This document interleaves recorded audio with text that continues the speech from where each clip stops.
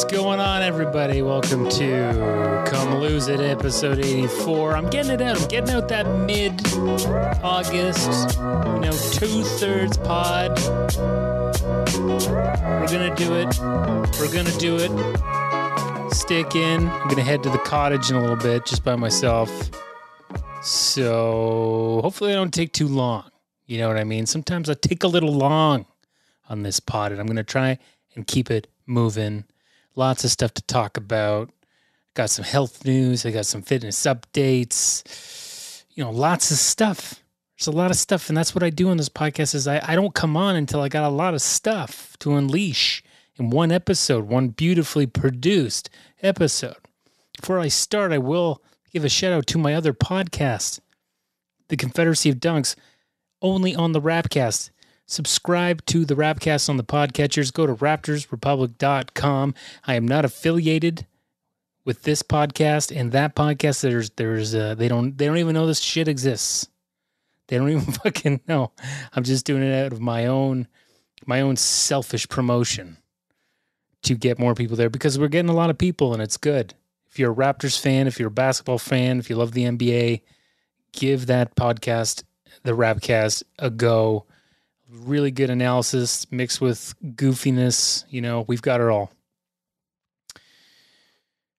I saw that, let's just get right to it. Let's get right to, through this pandemic, since, it's been exactly about 3 years since I left the city, almost to the day, since we drove that U-Haul out of there and never looked back.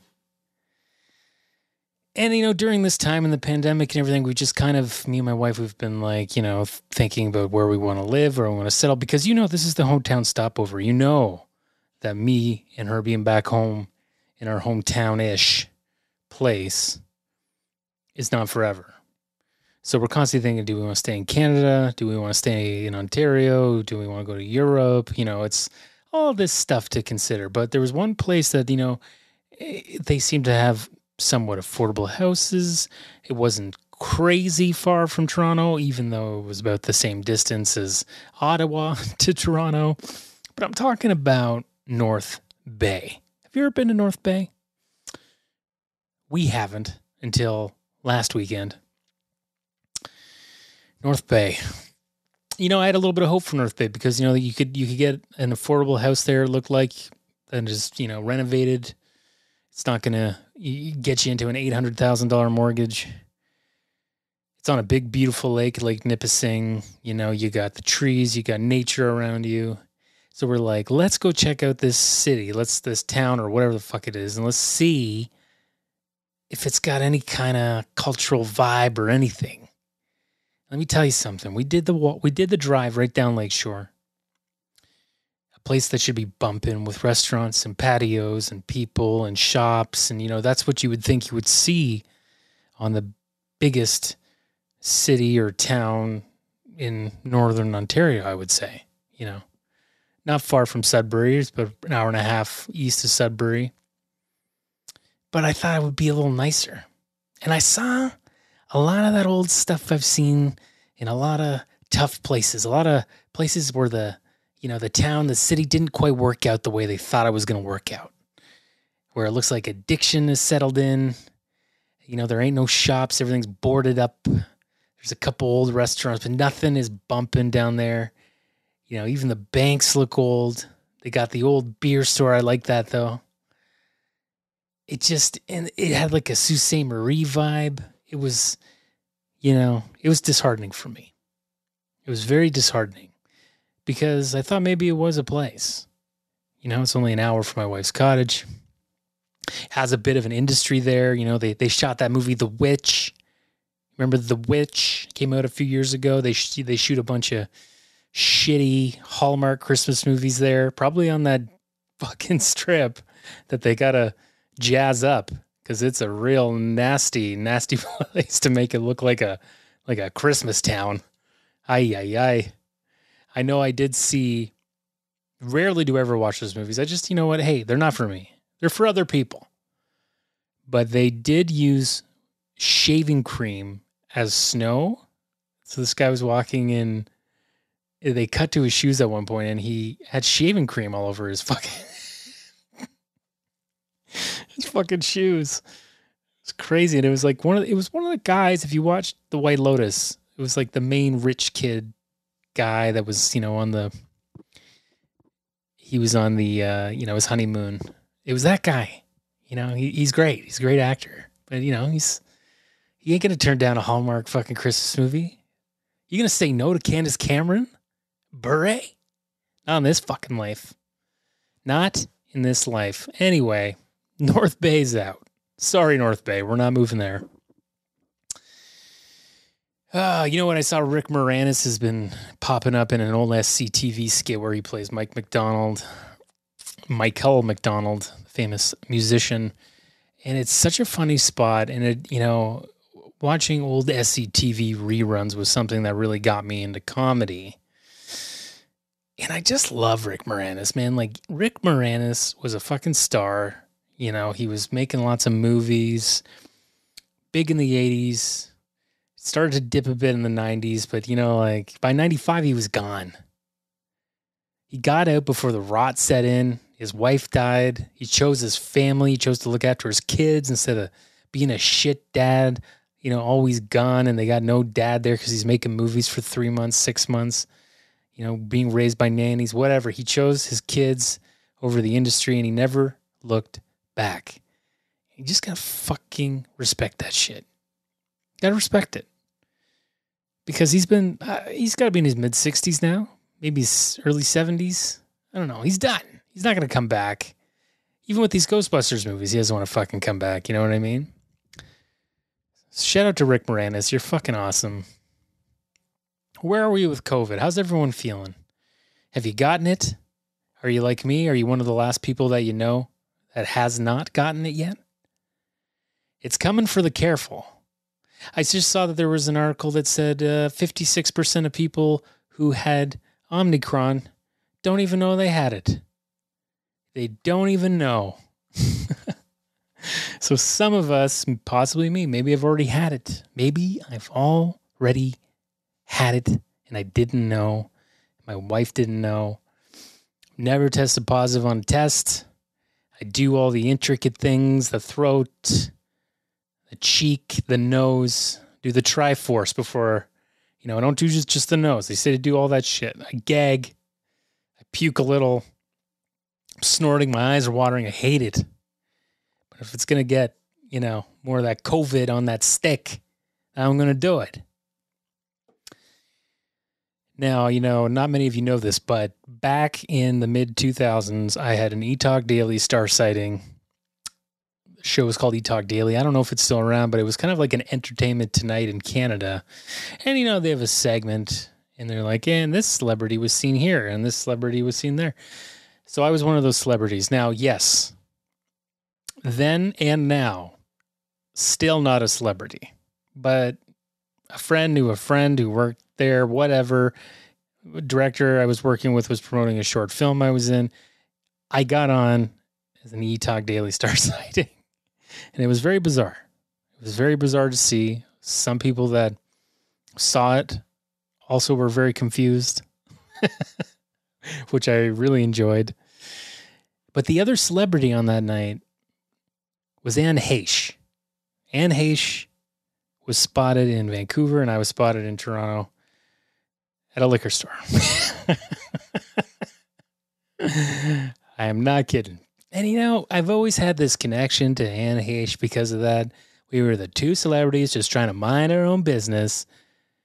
And then eTalk Daily sick their TMZ scouts on us when we're just trying to have a meal, pick up a bottle of whiskey. My God.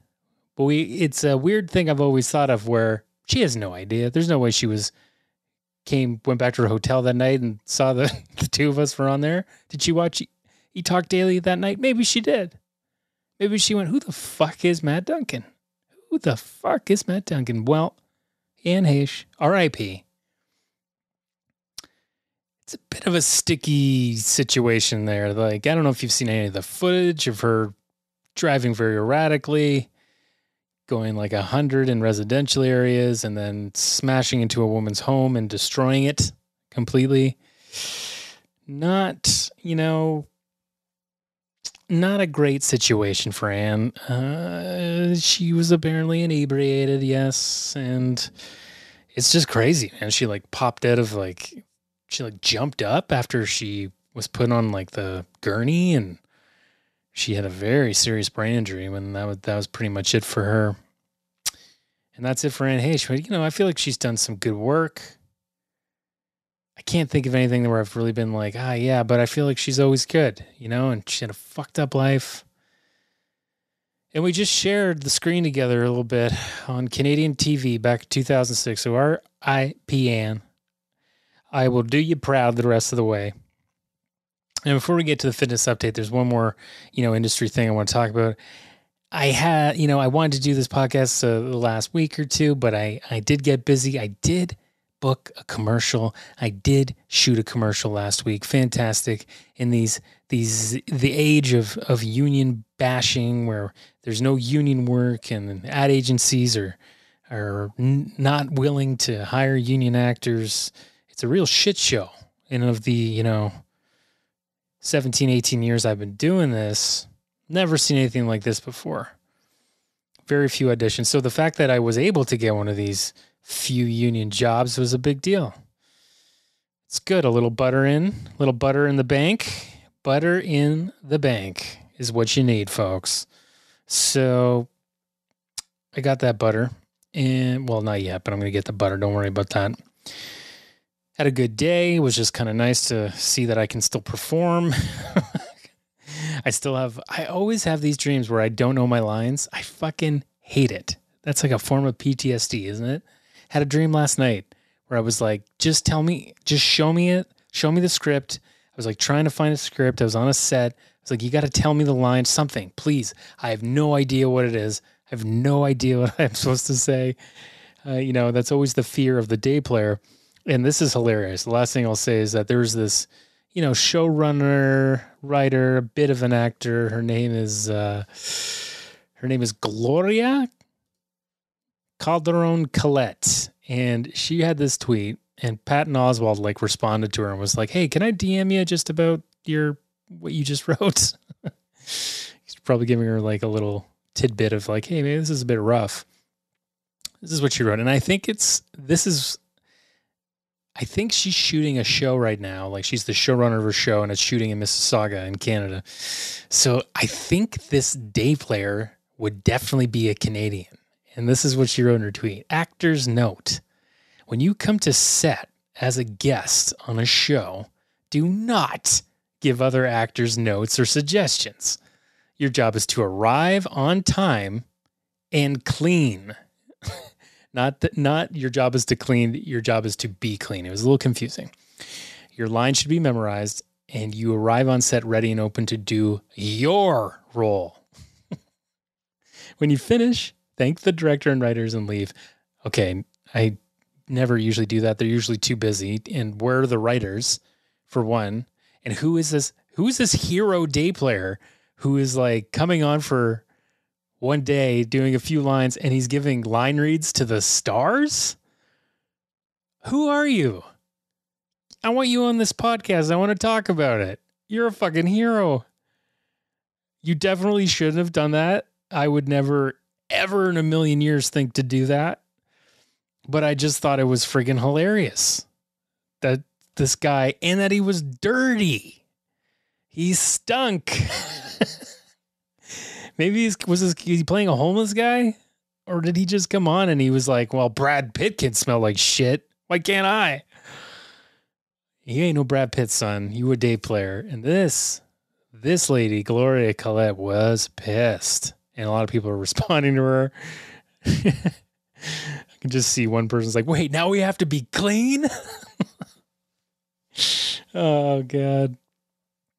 Yeah, not the role of the day player. The day player, you are there performing for the accountant. If you're in Canada and you're a day player, your most important role is that of your taxes and doing your taxes. And you can think about maybe I've got a friend who his day player role turned into a recurring role. where he's been back on a show many times in a small way, but he's still a part of it or whatever, right?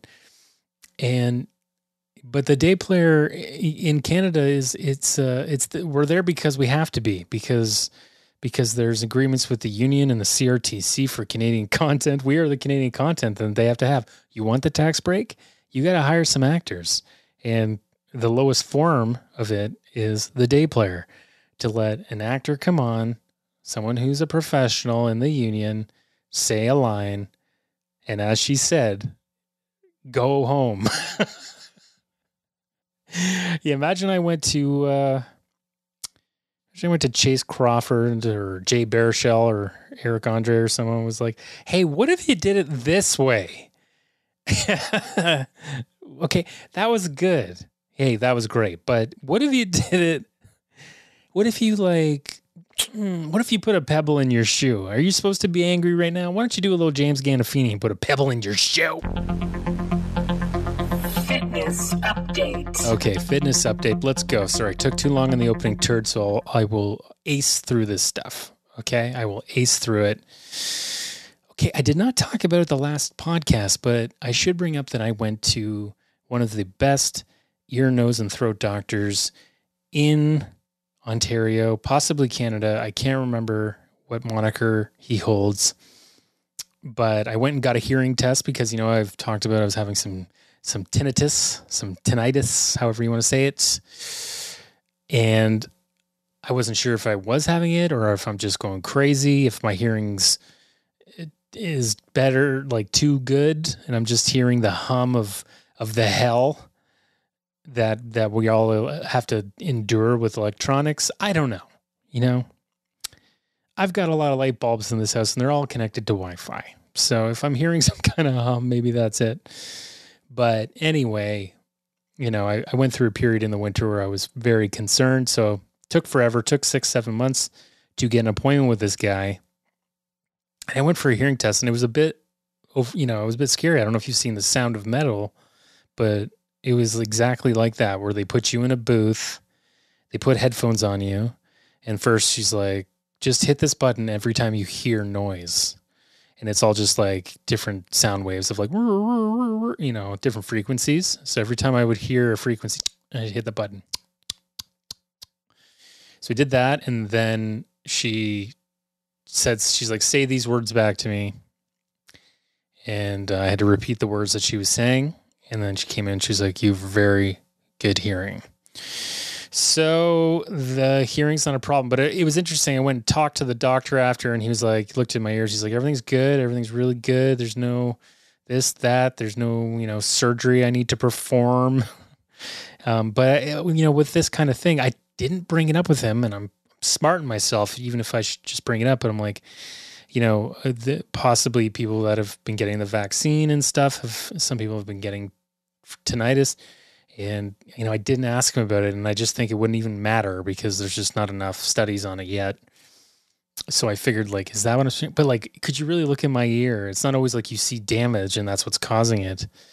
But anyway, I think it's better now, or I'm just, like, fine with it. I don't know. Moving on to, like, the fitness part of the last month or so, been a bit tough to get back into it. Having issues with my left leg. I'm just going to put that out there now in case it's a blood clot and I die, so that that I called it. Probably should go for an ultrasound. I don't know if that's it. It does feel muscle related. It feels like when I stretch a certain way, it hurts more. It doesn't seem like the same kind of symptoms of DVT, which is deep vein thrombosis. But it's something maybe I'll just go get an ultrasound on just to clear my head of it, because it's been hurting for a while, and there's been some numbness and stuff too in my quad, which is very weird. And you just sometimes you got to get that stuff checked out. So I don't know what's going on. I feel that exercise makes it better too. So I'm just trying to get back into those lower body workouts, get into the leg workouts, do the squats, stuff like that. I was away at that cottage. I said we went to North Bay for a day, but we were at my wife's cottage, and I borrowed, my mom has a stand-up paddle board, an inflatable one. And, when you hear anything inflatable, it's never good, but it's amazing how they make these things. They're in such hard plastic or whatever it is, but they get really solid. It's crazy. And they're very buoyant, and they're very light, and you can fold them up into a bag and just take them. And I've been having such a great time. I went out every day on the lake, nice paddle, it's like very relaxing, but you're balancing your core at the same time that you're paddling. So you're actually getting a pretty good workout. It's actually pretty good. I wasn't like huffing and puffing or anything, but my heart rate was going up. I was wearing the Apple Watch. So I'm going to go up to the cottage. I'm going to do that right after this podcast. And hopefully if the weather holds out, I will do it a little bit this weekend to get some more exercise in. Because I've realized that I know I haven't talked about my goals for a long time on this pod. But my goal kind of now as I'm approaching 40, as I'm getting closer to 40, I'm going to be saying that a lot now. I'm almost 40. That's what you say in the last couple of years of your 30s. I'm almost 40. That's your comparison for when you don't want to do something. I can't, I'm almost 40. So what I want, though, to do by the time I'm 40 is I just want to get back under 200. That's it. I'm going to get back under 200. If I'm way under 200, if I get back to like 180 or something, that's crazy. Doable in 2 years. That's like 40 pounds or something like that. But I really want to work to get under 200 again. I want to hit my 40s feeling a lot better about the shape I want to be in. So that's just my personal story. Doesn't mean everybody has to look a certain way, obviously. But with my, 40 years of issues and body dysmorphia and whatever, that's where I want to go in my 40s. Because the 40s, I think I'm going to be going through some shit in my 40s. I can just tell it now, and I feel like I'm going to need my energy. So I'm going to try and keep that as best I can. As best I can. And before we go to the health news, let's get to some goddamn birthdays. Okay, not a lot of hot ones. There are a few hot ones today. Okay, there was I was gonna do this 2 days ago, and it was like De Niro, like big actors, just like whoa, it was heavy. But there's some big ones here that, maybe not De Niro heavy, but there's like a Kyra Sedgwick. She's 57. She's a great actress. Kevin Bacon's wife, 57 years old. Can't really say if I've seen her in anything where I've been like, that's my favorite Kyra Sedgwick movie. Was she in Heart and Souls? I feel like she was in that Robert Downey Jr. movie. She played a ghost on a bus. I think so. Matthew Perry is 53. He's had his issues, but he's still alive. He's got entire seasons of Friends he can't remember because he's been on them pills. But what are you going to do? Sometimes you just... I think it'd be kind of nice to not remember some of the seasons if you've been doing a show that long. Peter Gallagher. You know him. You love him. The OC. He's done a bunch of shit. He's 67. He's almost 70, for God's sake. Kevin Dillon. Yes. The other Dillon brother. Crazy how old these Dylan guys are. He's 57. You wouldn't really think it, but I guess he was on Entourage and all that stuff. 57 years old. He's been around. Remember, he played the drummer in the Doors movie. I remember that. Gerald McCraney, 75, Major Dad. Deadwood. Now he's on NCIS. Can't remember which one. LA? NCIS LA? Yeah. He's on that now. He's having a good time. Adam Arkin, 66. I love Adam Arkin. He's a good actor, great director. Always loved him on Northern Exposures, the eccentric chef who lived in the woods. John Stamos is 59. That guy will look good. That guy will not even need to be embalmed when he dies. He looks that good. He's just gonna... That'll be the big talk of his funeral. He's not embalmed, right? He's not frozen. Really. It looks like he's breathing. It looks like he's pumping a hue into his cheeks. There's no makeup on John. Nothing. Jonathan Frakes is 70. Oh my God. The great Jonathan Frakes, 70 years old. Star Trek Next Generation, you know it, you love it. And, I like to do these now where I go back in entertainment history a little bit. It was on this day in 2005, 17 years ago, that the 40-year-old Virgin came out with the great Steve Carell. Really cemented him. And then there was a little bit part by a guy named Seth Rogen, and I remember I was like, who's this guy with the back brace? Never really seen him in anything else before. But, then there was word that he was getting his own movie, and I just was like, what? The back brace guy? The back brace guy's getting his own movie? I had never seen him before in my life. I never watched Undeclared or Freaks and Geeks before that. And that movie turned out to be Knocked Up. Beautiful. Health news. News that is health related. All right, let's get through these health news. Let's get through them. I've got two scary news. One is just like scary, disgusting.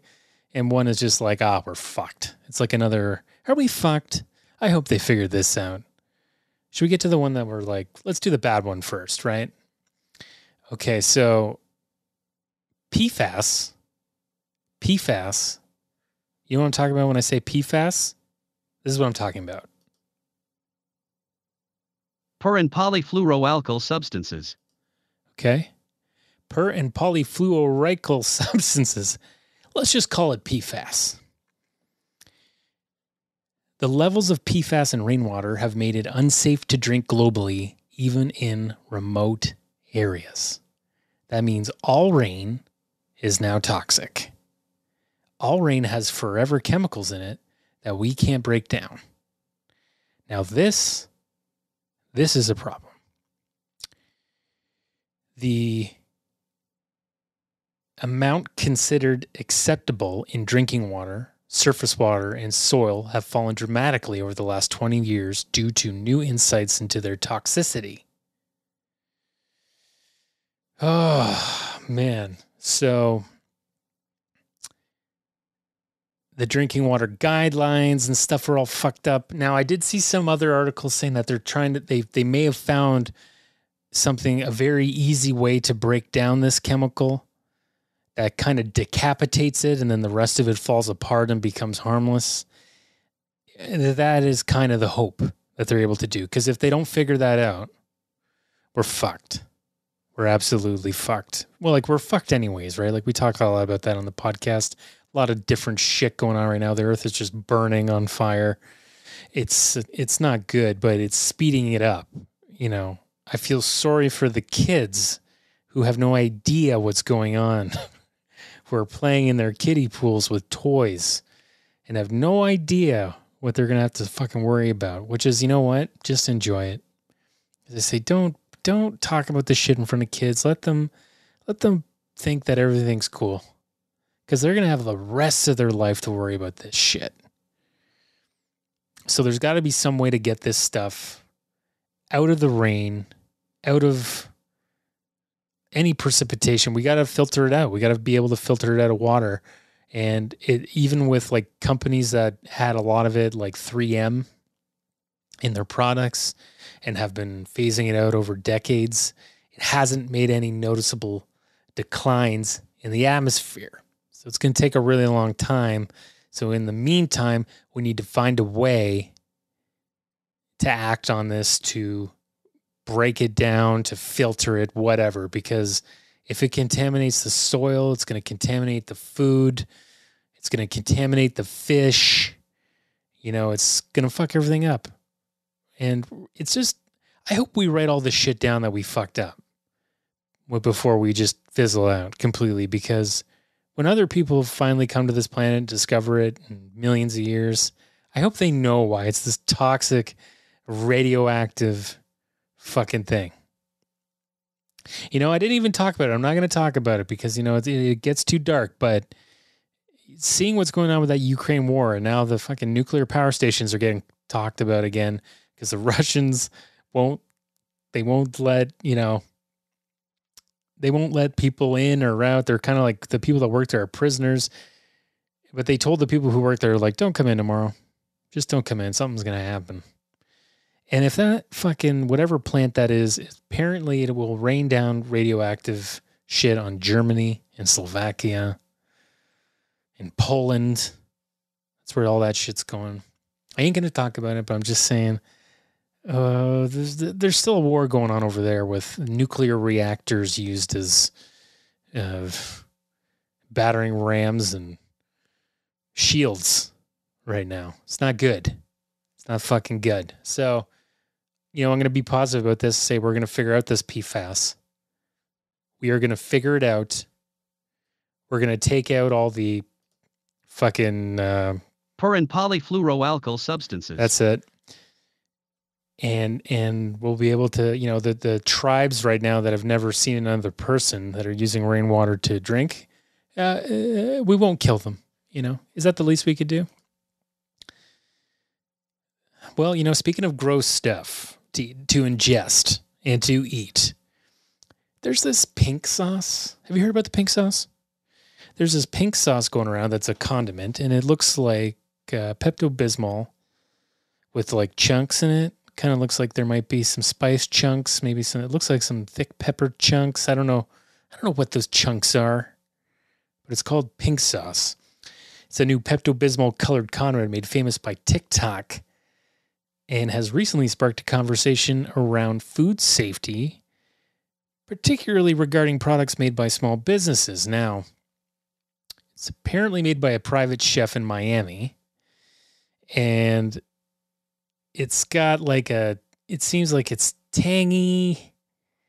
It's got dragon fruit, sunflower oil, chili, garlic, honey. So it might be like sweet and hot and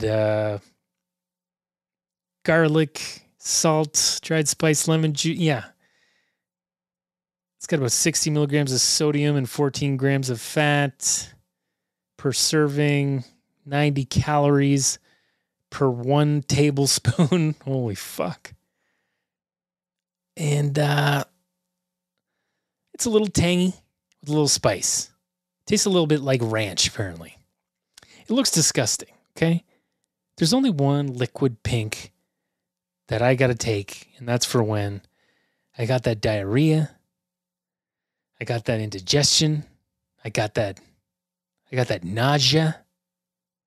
It's the only pink thing I want to drink that's thick. I don't want to be dipping shit. I don't want to be dipping fries in pink sauce. Okay? I don't want to be putting pink sauce on a burger. What the fuck is this? Did we learn nothing from the fucking purple ketchup? Did we learn nothing from Crystal Pepsi? We associate colors with foods we like. Don't do this. Now I'm going to wake up in the middle of the night. I'm going to take the pink sauce. I'm going to take a shot of pink sauce thinking that it's the goddamn Pepto. And apparently there's a huge lack of refrigeration, so I don't know how they're selling it, but there's a worry that you're going to get it's a high oil content product. It won't preserve well. And you could get sick because there's some milk or something in it. You got to keep this shit refrigerated. So I'll post a link to it. If you're up on the pink sauce, let me know. Let me know if you're loving it. It feels like a very American thing. Just making food gross and disgusting and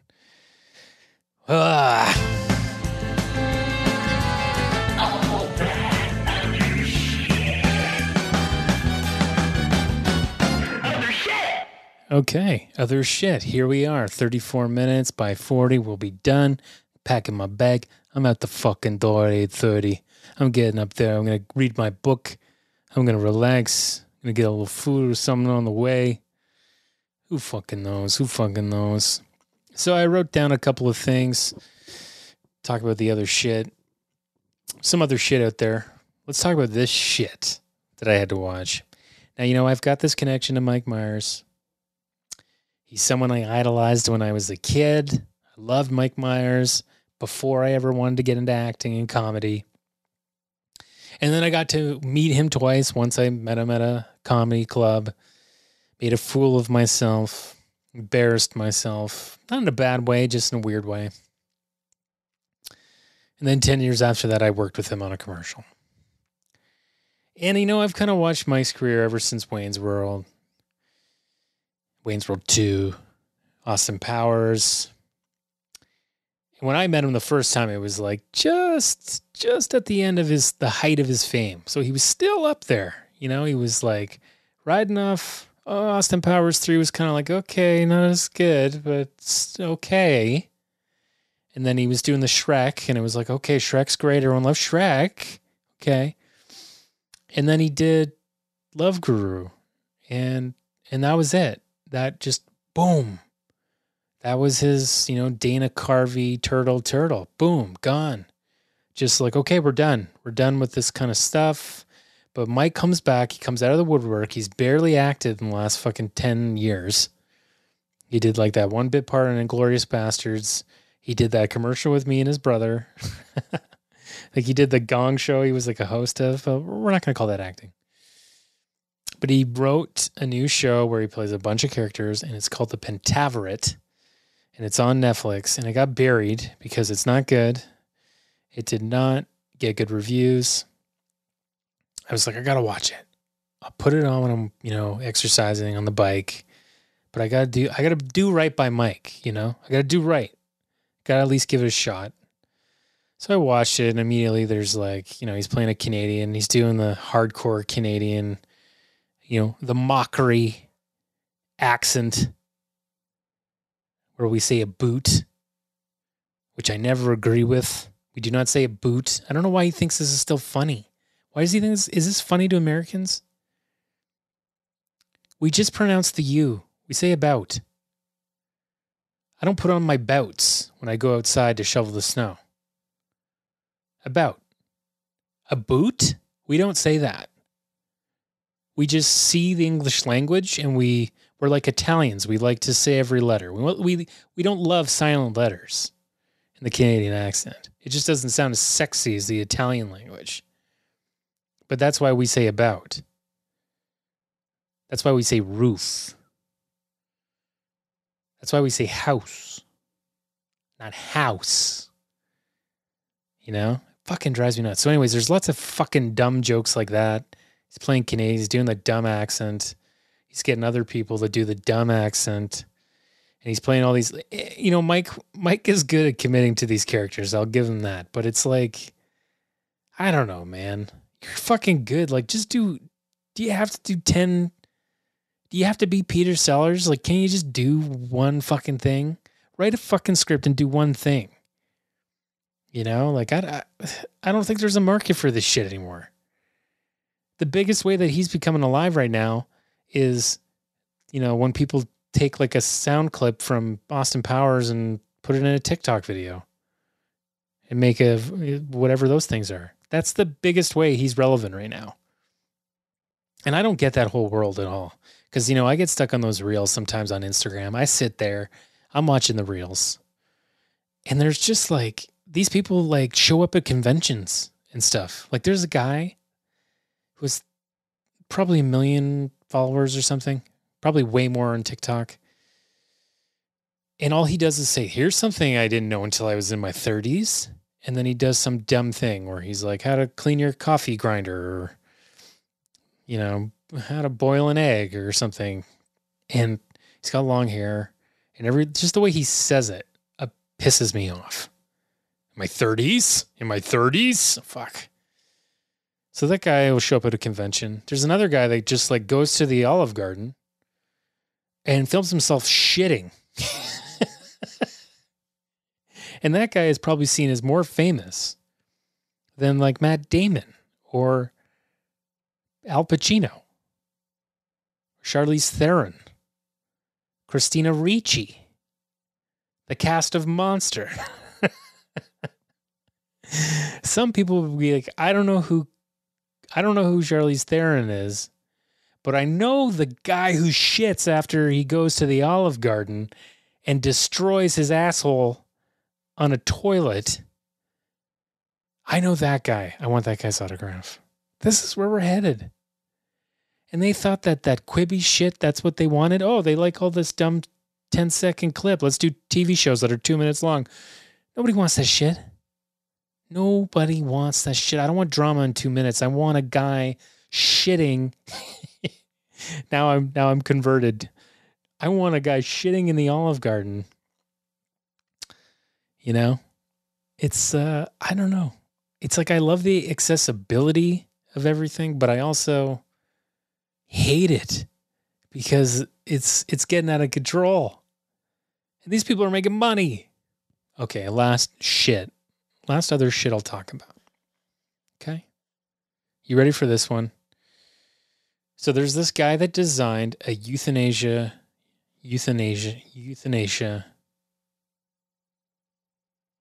roller coaster to kill you. You know, people are doing the gas. People are doing the other horrible things I don't want to talk about on here, you know, hangings and whatnot. So this guy's built a roller coaster. He's like, well, what if we built a roller coaster in a certain way that would kill you if you know, were terminally ill, and then you'd like go out on like this euphoria type of a feeling. And he sounds like he's Lithuanian, I think. I think he's a bit Lithuanian. And he had this idea for, you know, the Ghoster Coaster, the true fucking Ghoster Coaster. I'm Julianas Urbanas from Lithuania, and this piece is called Euthanasia Coaster. It's a Ghoster Coaster. It's a euthanasia machine. You gotta call it the Ghoster Coaster.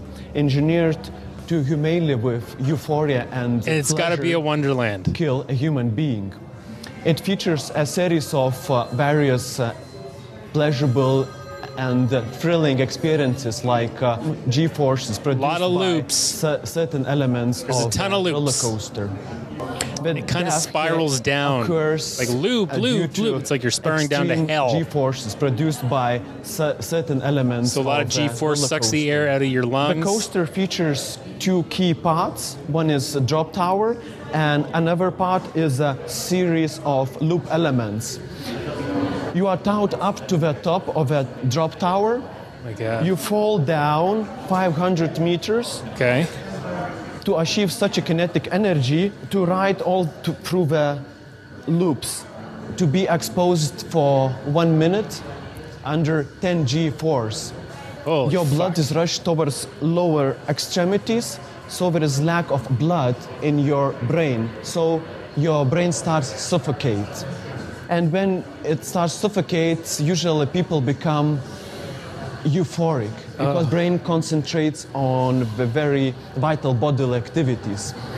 And it's not a fiction. Pilots usually are trained in human centrifuges to experience that. And you can see in a video they faint. It's so-called G-log, G-force-induced loss of consciousness. To see the difference between the experiences of pilots and astronauts and the experience of rider, usually pilots they experience such extreme forces for a few seconds, while in the roller coaster the rider would experience for 1 minute. Okay, yeah, so you can do a couple seconds. Whoa! And you're okay, but if you're on the fucking Ghoster Coaster here, you're on the fucking Ghoster Coaster, a minute should knock you out long enough that you die. I hope that you got to think that some people are going to be able to survive it and they'll have to do another spin. I wonder if they do that. They come rolling in. Clink, clink, clink, clink, clink, clink, clink. There's the fucking doctor there. No, still beating. Do it again. Tat, tat, tat, tat, tat, tat. Going up the top. Okay, let's give her another shot. Well, they're not screaming. They're not enjoying themselves. That's a good sign. Yeah, that I don't know if I'd be down for that. I mean, roller coasters are scary enough when you think you're going to die. Everyone thinks they're going to die on them. I think that's the worry constantly. And to be like, oh, this is actually going to kill you. That would be, to get up to that last clink, clink, clink, clink. Because apparently you have 1 second at the top where you can hit something and say, okay, I don't want to do it. And then I don't know what they would do. They just make it go backwards, or do you just get off the roller coaster? And they fuck that up. And it's like, okay, hit the wrong button. You go through it. No, fuck. Oh God. You know, I'm getting too old for roller coasters now, guys. I don't know if I can do them anymore. They make me feel fucking dizzy. Make me feel like, yeah, maybe this will happen. I'll go on the actual Ghoster Coaster, okay, at Wonderland, and it'll just kill me, you know, and they won't even need any of this fancy stuff. But if they are going to put it somewhere, if you're listening to the podcast, folks, and you know this Lithuanian fellow who made this coaster, we'll get it at Wonderland. It'll be, you know, maybe we'll put up, I don't know. We'll try to cover it so people aren't watching. I don't know. It's going to take a pretty big thing to make it indoor, but maybe we could put it in the mountain, dig down, put it in the mountain. That's the new mountain ride. Get rid of Thunder Run. Ghoster Coaster's moving. Oh, Ghoster Coaster's in here. No. Don't get confused. Don't get confused. That Ghoster Coaster is not the same as this Ghoster Coaster. Okay, but we'll get it in the middle of the mountain, and that would be the right place to do it, I think. That would be the right place. And keep the heartbeat of the dragon, because that's cool. That's fucking cool. All right, guys. That's it for me. That's it for 84. A bit longer than I thought, but you know what? Fuck it. I'm gonna fucking head up to the cottage. I'm gonna get in 85 at the end of August. We're gonna do that summer wrap up, and I'll get some more stuff to talk about.